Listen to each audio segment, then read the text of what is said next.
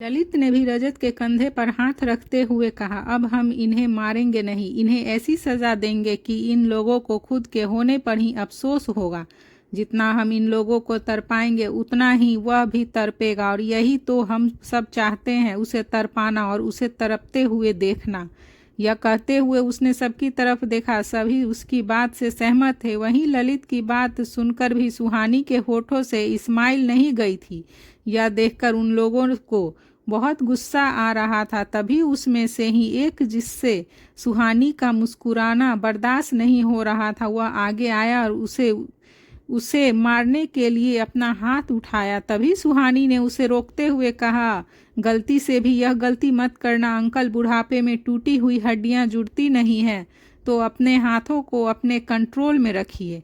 उसकी बात पर रजत ने कहा, तुझे हमसे डर नहीं लगता है क्या? कहाँ से लाई इतनी हिम्मत? यह सुनकर सुहानी ने कहा, मैं आप लोगों से क्यों डरूं? जिसके खुद के पैर चिता पर हैं उसे मैं क्या ही डरूं। सुहानी की इस बात पर स्वाति, शिवी और आशु तीनों उन्हें मुंह खोले देख रही थी। तभी सुहानी ने उन्हें देखते हुए आगे कहा, और रही बात मेरी हिम्मत की, तो एक बार मेरा पूरा नाम लो, पता चल जाएगा आप लोगों को भी कि मुझे हिम्मत कहाँ से मिलती है। उसकी बात पर ललित ने गुस्से से दांत पीसते हुए कहा, बहुत भरोसा है ना तुझे कियान ओबरॉय पर? अब देख तेरा यह भरोसा कैसे टूटता है।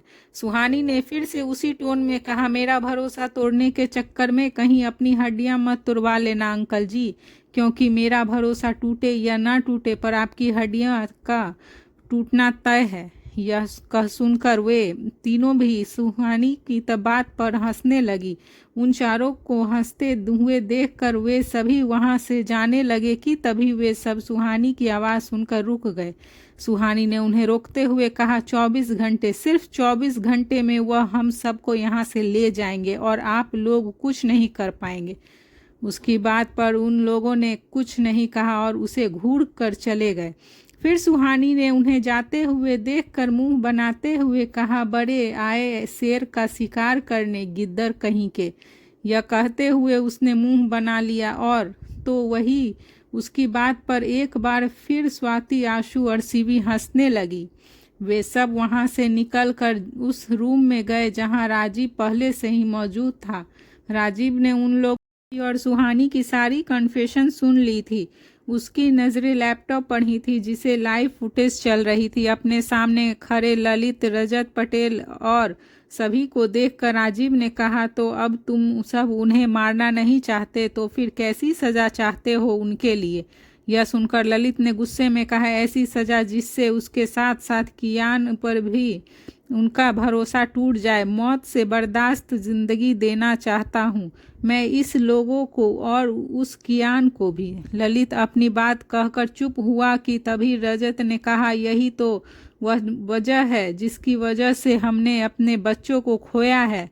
राजीव उन सब की बातें सुन रहा था। उसने उसके अंदर कियान के लिए इतनी नफरत देखकर मन ही मन खुद से कहा, तुम लोगों को क्या लगता है यह सब मैं तुम लोगों के लिए कर रहा हूँ? ओबरॉय से तो मेरी पुरानी दुश्मनी है, तुम लोग तो बस एक मोहरा हो मेरी इस दुश्मनी को निभाने का। सब कुछ मैं करूँगा पर नाम तुम लोगों का होगा, तभी तो तुम लोग मेरी जगह उस शिकारी के शिकार बनोगे।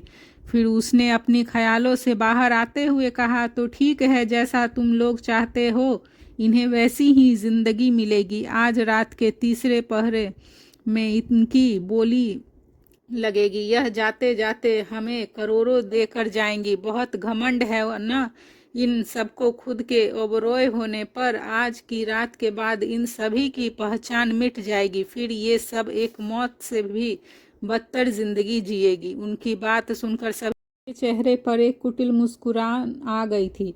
वहीं उधर शिवी ने सुहानी की तरफ करते हुए कहा, भाभी आप कितनी ड्रिंकबाज हैं, आपने उन लोगों को कितनी आसानी से हैंडल कर लिया। तभी स्वाति ने भी कहा, रियली यार, तेरे आंसर तो तमाचे की तरह उनके मुंह पर लग रहे थे। सुहानी दोनों की बातें सुनकर स्माइल कर रही थी। तभी आंसू ने भी अपनी बात रखते हुए कहा, स्वाति दी, यह जीजू के साथ रहने का असर है। दी जीजू के साथ रहते रहते उनकी तरह ही ड्रिंकबाज हो गई है।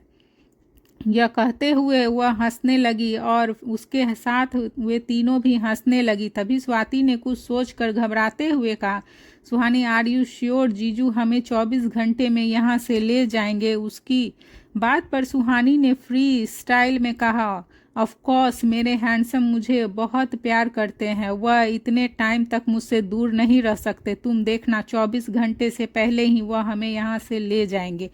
उसकी बात सुनकर फिर से तीनों हंसने लगी थी। उन्हें देखकर यह लग ही नहीं रहा था कि उनका किडनैप हुआ है। उन्हें देखकर तो ऐसा लग रहा था जैसे उन्हें उनका क्वालिटी टाइम मिला हो साथ में स्पेंड करने के लिए।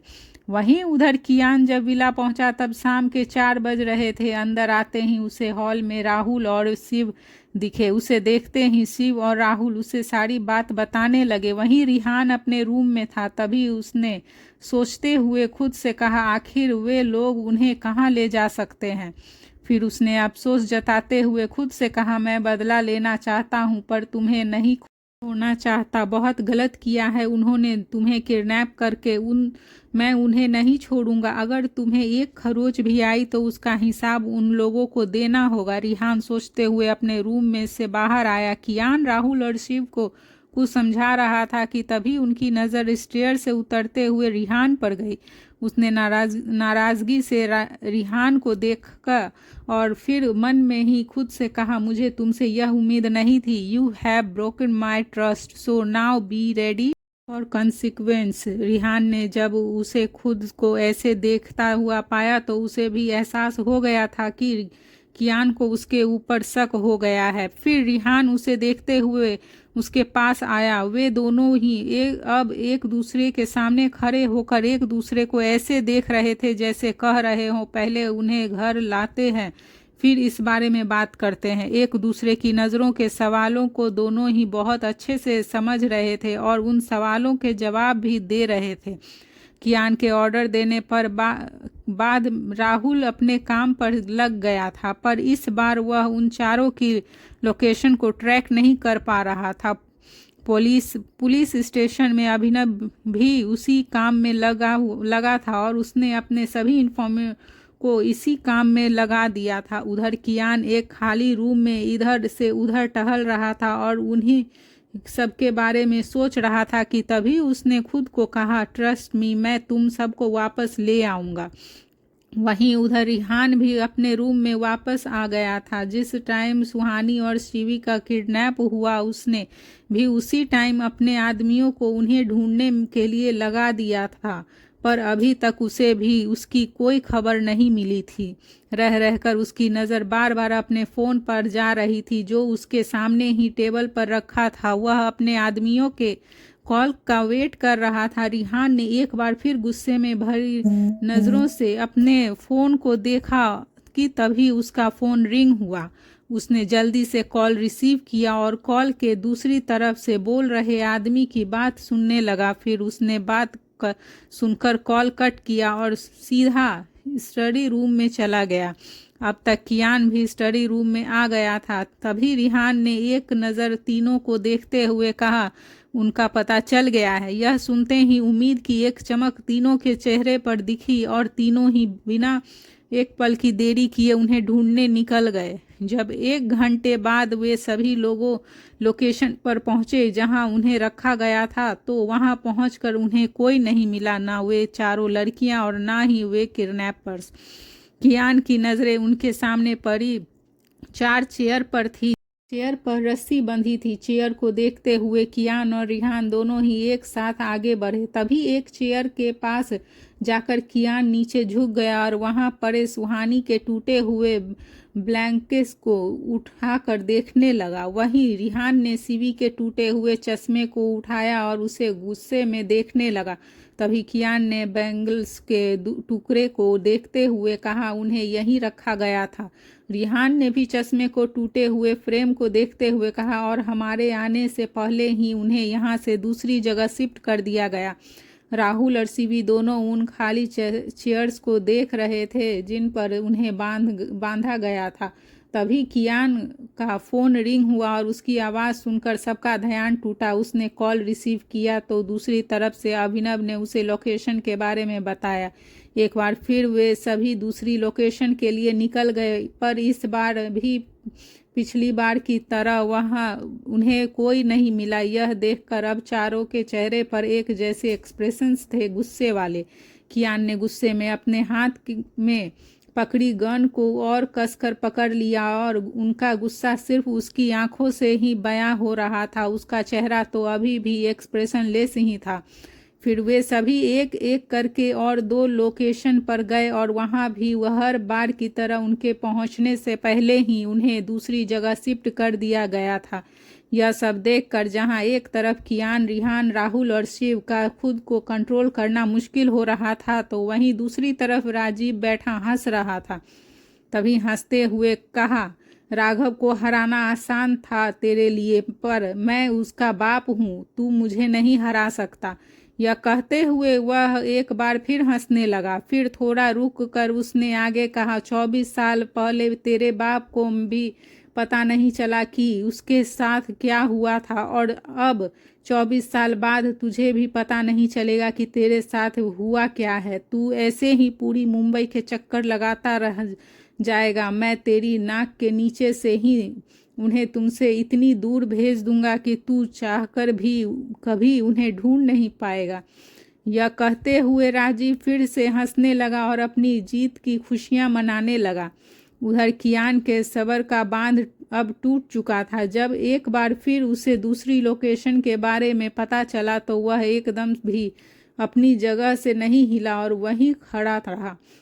उसे ऐसे चुपचाप खड़ा देखकर शिव ने पहले राहुल और रिहान को देखा और फिर उसे देखते हुए कहा, भाई चलो ना।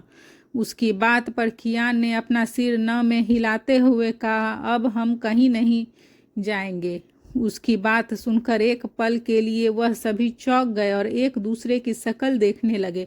तभी कियान ने आगे कहा, वह चाहता है हम सब पूरी रात इसी तरह इधर से उधर भटकते रहें और इसका फ़ायदा उठाकर वह उन्हें इस शहर से कहीं और भेज देगा। उसकी बात सुनकर तीनों ही चौंक गए थे। इस बारे में तो उन्होंने भी नहीं सोचा था। तभी राहुल ने कियान को देखते हुए खुद से कहा, यू आर राइट, आप सही कह रहे हैं, वह ऐसा ही कुछ करने की सोच रहा होगा। तभी रिहान ने भी कियान को देखते हुए खुद से कहा, मैंने पहले क्यों नहीं सोचा इस बारे में। अगर शिवी को कुछ भी हुआ तो मैं उसे इतनी भयानक मौत दूंगा कि इस दुनिया में आने से पहले 100 बार सोचेगा। यह कहते हुए उसने अपनी मुट्ठी को कसकर मींच लिया। उस कियान को देखते हुए शिव जैसे ही कुछ बोलने को हुआ कि तभी वह अपनी पॉकेट से फ़ोन निकालकर अभिनव को कॉल करने लगा। यह देखकर शिव रुक गया। अभिनव ने एक रिंग में ही कॉल रिसीव कर लिया। उसके हेलो बोलने पर कियान ने कहा, मुझे ऐसी जगह की लिस्ट दो जहां आज रात गेट टुगेदर होने वाला है। अभिनव ने ओके कहा और कॉल कट करके काम पर लग गया। शिवा भी उसकी बात सुनकर काम पर लग गया और उन जगहों को बारे में पता करने लगा। पूरे 30 मिनट के इंतजार के बाद उनके पास एक लंबी लिस्ट थी। रिहान, राहुल और शिव ने अपनी समझ से कुछ नाम के आगे क्रॉस का साइन लगा दिया था। फिर जब लिस्ट कियान के पास आई तो वह उसे ध्यान से देखने लगा, पर तभी राहुल ने उसे कहा, ये सभी जगह नहीं हो सकती क्योंकि ये सभी जगह पब्लिक प्लेस है।